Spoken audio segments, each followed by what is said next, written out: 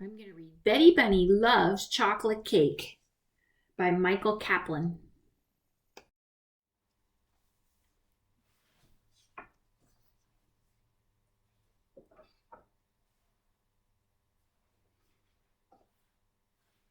Betty Bunny was a handful. She knew this because her mother always said, "Betty Bunny, you are a handful." And her father always said, "Your mother sure is right about that." Betty Bunny knew that her mother and father loved her, and so being a handful must be very, very good. One day, after a healthy dinner of carrots, potatoes, and peas, Mother said, "Who wants dessert? I have chocolate cake." Betty Bunny, who was not very good at trying new things, announced, "I hate chocolate cake. Chocolate cake is yucky." "What's chocolate cake?" So her mother gave her a piece, and Betty Bunny tried it. It was the yummiest thing she had ever put in her mouth.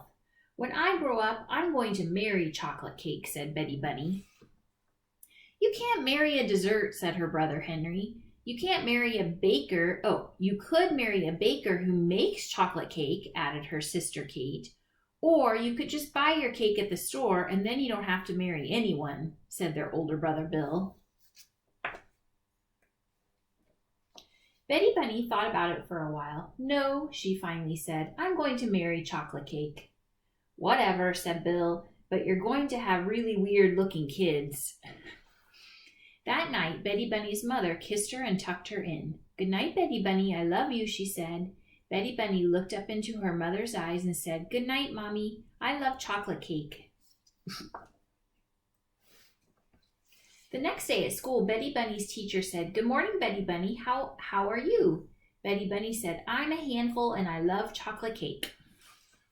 Her teacher said, "A is for apple, B is for ball, C is for cat." Betty Bunny said, "A is for chocolate cake, B is for chocolate cake, C is for chocolate cake." During playground time, Betty Bunny tried to make chocolate cake by mixing water and dirt. It looked a little like chocolate cake, but it didn't taste very much like chocolate cake. Betty Bunny started to cry. "I want chocolate cake," she said. Her teacher told her that they had no chocolate cake at school. Betty Bunny said, "I hate school. School is yucky." After school, her mother drove her home. "How was your day?" she asked. "I ate mud," Betty Bunny answered unhappily. "I want chocolate cake." "Sometimes," her mother explained, "you can't have what you want right away, so you need to wait. And that's called having patience." "But I don't want to have patience," Betty Bunny protested. "I want to have chocolate cake." That night at dinner, her mother told Betty Bunny she could not have dessert until she ate her healthy dinner. Usually Betty Bunny liked healthy food. Not tonight. Tonight all she wanted was chocolate cake. Her father told her, Don't come to me hoping to get a different answer."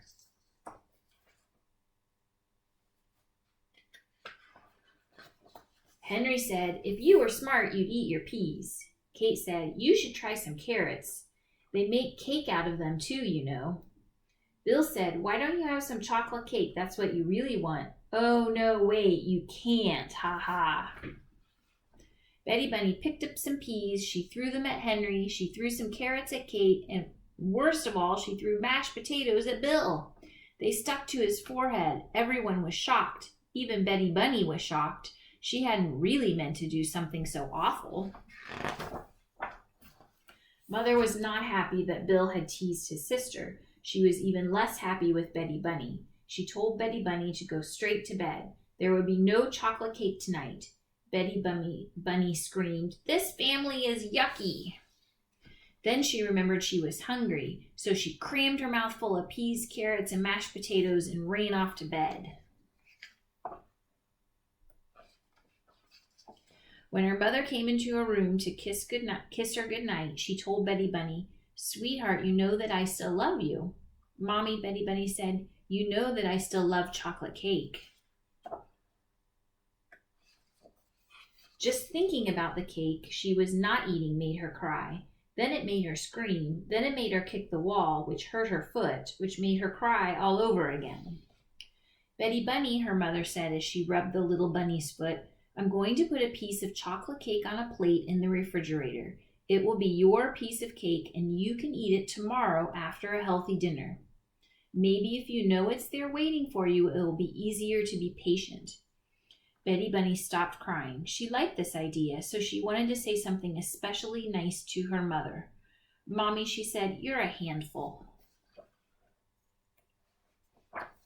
The next morning, Betty Bunny wanted to say goodbye to her chocolate cake before she left for school. So she opened the refrigerator and saw her piece of cake sitting on its plate. It looked so lonely. Betty Bunny knew that the cake would miss her all day while she was at school, so she picked it up and put it in her pocket. At school, her teacher said, Betty Bunny, you seem very happy today. Betty Bunny just giggled. There was chocolate cake in her pocket and no one knew about it. As Betty Bunny finished munching her last carrot at dinner that night, her mother said, Betty Bunny, she said, you were patient and waited all day for your cake. You ate a good dinner. I'm very proud of you. Would you like to get your cake now? Betty Bunny reached into her pocket. Her cake was gone. Instead of cake, her pocket was filled with brown, goopy mess. My cake! Henry said, I can't believe you put cake in your pocket. Kate said, Betty Bunny, food doesn't go in your pocket. Bill said, guess you can't marry that piece of cake now. Her mother got her a new piece of cake, and she explained that putting cake in your pocket is not really the same as being patient. Betty Bunny finally understood. She promised from now on she would be patient. And so the next morning, when Betty Bunny opened the refrigerator to say goodbye to her new piece of cake, she remembered that she couldn't put it in her pocket. And that is why she stuffed it very carefully into her sock. The end.